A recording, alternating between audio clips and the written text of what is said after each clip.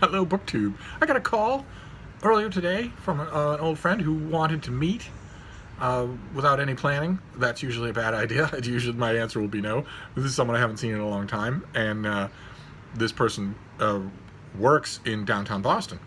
So off the top of my head, at the spur of the moment, I said yes. That's usually bad. That's usually a bad idea. Usually when I do things impromptu, they go wrong. But I thought, as long as I'm doing this, I might as well make a side trip to the Brattle. My friend is a block away from the Brattle. The Brattle Bookshop is a used bookstore in the heart of downtown Boston. Those of you who've been watching this channel have seen me haul many books from the Brattle Bookshop, and oh my God, you have missed a million such hauls before there was a BookTube, because I've been going there forever. And it's a great three-story used bookstore, a prime destination for bookish people if they come to Boston. But in addition to the bookstore, which changes all the time and is reasonably priced, there's also a sale lot next door. You know how used bookstores usually have a cart or two outside of bargain books? Well, the Brattle has an entire lot full of them. $1, $3, and $5 books, usually in fairly good condition, on a mind-staggering variety of types and subjects and whatnot. There's no organization in the sale lot. It's just a dream for browsers. And so I went a little early. I left the bean a little early, and I went to do that. And I got some books, so I wanted to show them to you. And the first two are things that I've mentioned here before. Anthony Trollope, who a lot of you were surprised to find was not on my favorite authors list. I still love him. It's still pure love. To celebrate his centenary, the Oxford University Press did, for their World Classics series 30 years ago, in mass market paperbacks, they did everything. They did virtually everything, all the fiction that Trollope wrote. And they pulled in a great crew of editors, fantastic annotation. They're just the Trollope edition to have. And they did everything, even the minor stuff. And unlike the previous shelf full of Trollope mass markets that were in orange spines from Penguin in this country, they didn't have numbers on the spines. So obnoxious. So I had them all. At one point or another, I had doubles of every one of them. And then for some unknown reason, I just had this brain wave that I needed to get rid of them. And I almost got rid of all of them. I don't know what I was thinking. So now I'm in the horrible hat-in-hand position of looking for those Oxford World Classics Trollopes wherever I happen to find them. I'll never reassemble all the ones that I had. But I found two today. I found The Small House at Arlington, which is a Barsetshire novel. And it's the story of Lily Dale, and that made it a popular favorite with Trollope readers. I think that plot is almost insufferable, but I love the rest of it. Absolutely love the rest of it. And then talk about absolutely love a Trollope novel that I am over the moon about. When we get back to doing read-alongs of Anthony Trollope, this is going to be one of them. Because the next thing I want to do for Trollope read-alongs, a lot of you you all indulged me a great deal when we read the Palliser novels. All of them in sequence as a Trollope read-along. And a lot of you who were doing that said that you would really like to do a Barsetshire read-along, his other great sequence of novels. But what I'd really like to do next is a read-along of standalone Trollope novels. Just a bunch of them. And this is one of my all-time favorites. This is Mr. Scarborough's Family, about a guy who's visited by the surgeon regularly. He's on his deathbed, but he is a crusty old crab of a guy who wants to defeat the law of entail. He wants to dispose of his legacy, his inheritance, his property, in the way that he sees fit. He has two sons, and he wants to get around the law of entail in any kind of quasi-legal manner that he can. And it's wonderful. Not only do you have a villain who emerges that you just hate, but also it's uproariously funny. The way Mr. Scarborough just diddles the law from one end of legal propriety to the next. I love it. I absolutely love it. So I was very glad to find it. I will just slowly accumulate these mass markets. Then what would a trip to the Brattle be without a Penguin classic? I found a Penguin classic of one of my favorite authors. Again, he is not one of my favorite authors in the My Favorite Authors tag that you should all do. Hardly anybody has done it. I'm all alone out here with my favorites. Jennifer and Insert Literary Punch just did hers. And of course Alex, who started off the whole thing, did his. But I want this from everybody so that we can all judge each other. But I found a Penguin classic of The Heart of Midlothian by Sir Walter Scott, which I think I think that this, I haven't gone into the little book room and I haven't actually done any research, but I think this completes my collection of all of the Walter Scott that was done by Penguin Classics. I'm pretty sure I have them all now. This is a great big thing. Much like Mr. Scarborough's Family, it kind of wanders its way into being a legal novel.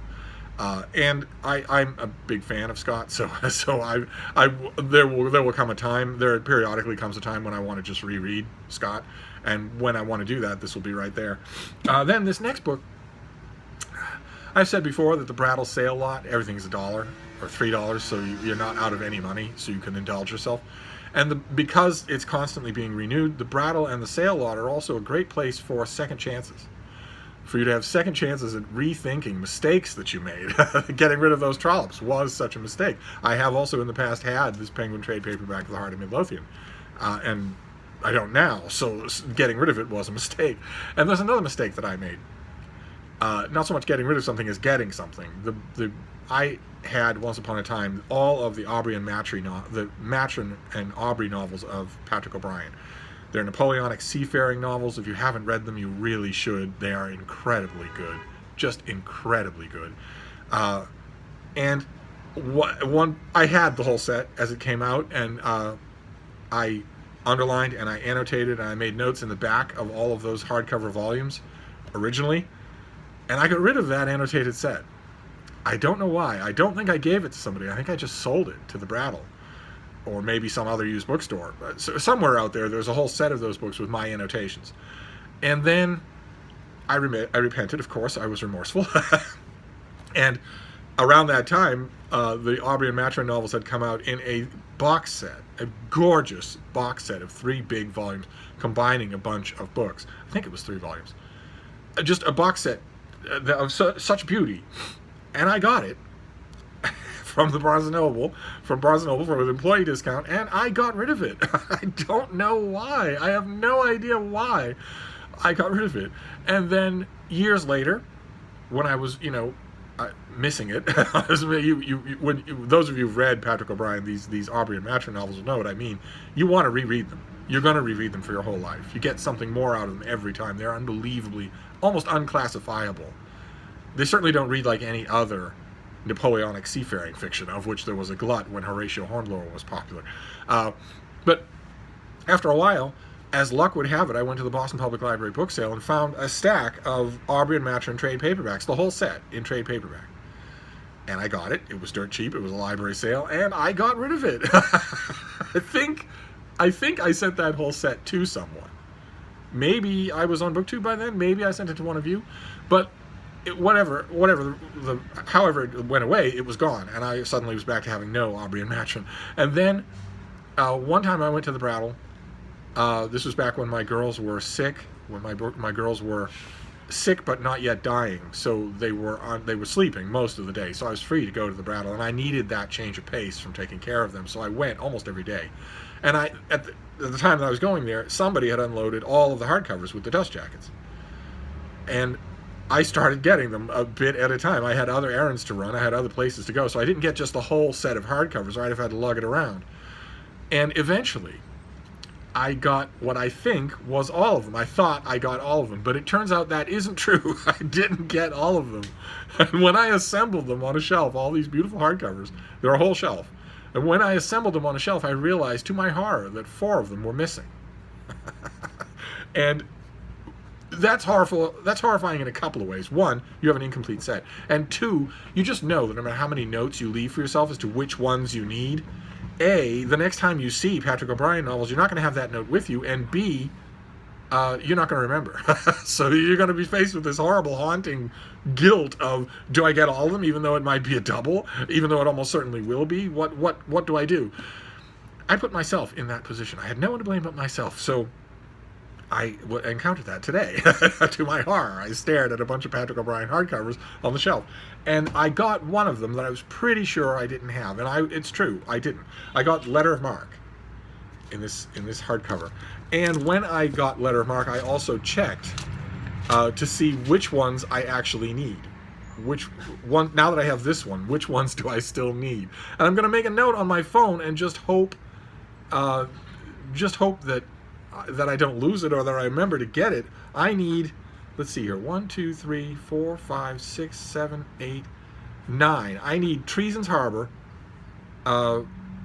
Reverse of the Medal, and the 13-gun salute. I need 9, 11, and 13. I need 9, 11, and 13. Treason's Harbor, Reverse of the Medal, and the 13-gun salute. I need those 3 in these hardcovers with dust jackets, and then I will have all of Patrick O'Brian again, and then I will simply make a mental vow to Crom and Mitra not to get rid of it anymore. And then what I will do to bring it full circle of tedium for you is, once I have all of them, once I have 9, 11, and 13, once I have the whole set, then I will do what I did originally when I had the whole set of hardcovers with dust jackets. I will read each one of them, annotate them, and make notes in the back. Might even do a read-along. If you want to do that, we do a read-along while I do that. And that will be my annotated set. So somewhere in the world, there will be 2 annotated sets of Patrick O'Brian. How was that for boring?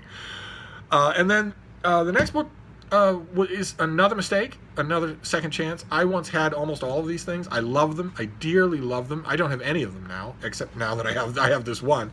Norton, one of my favorite publishers, years ago did a series of the Norton Book of adventure stories, historical stories, travel writing, friendship, death, mourning, a million different things. The Norton Book of. And I love them all. Absolutely love them all. The Norton Book of Travel Writing, I actually got at a used book. I got as a used book while I had this channel. I'm pretty sure I had a video on it.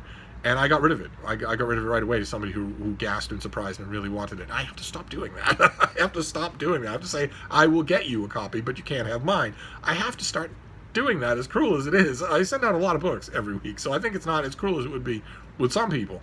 But I found one today, I'm hoping that it's the start. I'm hoping that I start to find lots of them. And this is a really good one. This is the Oxford Book of the Sea. This is edited by John Coote, and it has an introduction by Hammond Innes. And I remember that, of course, it's a Turner painting on the cover. You can't get away from that. I wish you could. Plenty of Victorian painters who painted the sea well, but that's okay. I love this one. I will gladly reread it. It will be a lot of fun. And then I will just hold on to it, and I will get the Oxford Book of Friendship, the Oxford Book of War, the Oxford Book of Death, all of that stuff. I will get all of those. There's, in fact, there's the Norton Book of the Sea. There's also, I think, the Norton Book of Sea Stories. I think those are 2 different things. I'll have to look around online and see which ones I don't have, but I want them all. I want them all. And then the last book that I found today is a classic of biography, my own favorite genre, that I have had, and many, many times. I've had the hardcover many times, I've had the paperback many times. People ask me, theater people, for instance, I've known in my life, for my sins, lots of theater kids, but also fans of biography, fans of 18th century history. I've known lots of people who would ask for recommendations, and this is a strong recommendation, so I keep getting rid of it. I'm hoping that I will hold on to this one, because it's a masterpiece of biography. It belongs, I'm trying to expand my biography section, of course, always, but I'm also trying to curate it, to use the noxious 2019 word. I'm trying to curate it so that it has not just lots of biographies, but really good ones. And this is The Traitor's Kiss by Fintan O'Toole, about Brinsley Sheridan. And it's an absolutely terrific book. Let me read you the way it begins. The way it begins is the way it goes on. The way it begins is you can read the first paragraph and clearly know that the author is not going to just sit on his research. He's actually going to try to entertain you. The madman was, they said, a very acute scholar who had cracked his brain with too much study. Though Catholic and Irish as well as mad, he was allowed, as he went begging along the hills and lakes of West Cavan, into the houses of the Protestant Bishop of Kilmore, William Brattle, of his ministers, and among them a native Irish convert called, let's see here, that autumn of 1641, the madman passed a spot on the road near the houses of both the bishop and his nemesis Edmund O'Reilly, where strange insects, the length of a man's finger, had riddled the ground with holes and stripped it bare of any green thing. And in the houses he visited there were curious multitudes of rats, so bold that they ran under the very tables in daylight to steal crumbs and bones. The old Irish women said that the rats were a sign of war, and after the calamity descended on them, even the God-fearing Protestants would come to believe, too, that the insects had been, quote, for running tokens. This is great. It captures Sheridan. Sheridan is a massive contradictions, and this captures him really well. And it also passes the litmus test of books like this that so many of them don't pass, which is that it's really good on the literature. Fintan O'Toole isn't just a good biographer; he's also a good reader. And when it comes to biographies of authors, that's all important and usually neglected. So I was very happy to see it again, and I'm hoping that I hold on to it for maybe a day or two. But anyway, that was my Brattle book haul. A rarity on this channel now. What used to be a staple. I used to go all the time. I used to work at a great old raggedy bookstore right around the corner from the Brattle. I used to work with Deb for years and years and years. We used to go every day at lunch. Rain or shine, snow or sleet. There's two cows out in a pasture, just standing there while the snow covered our caps and whatnot. I don't go as often as I can anymore. I should. I don't think that Frida's not a puppy anymore. I think she could probably put up with seeing a little less of me.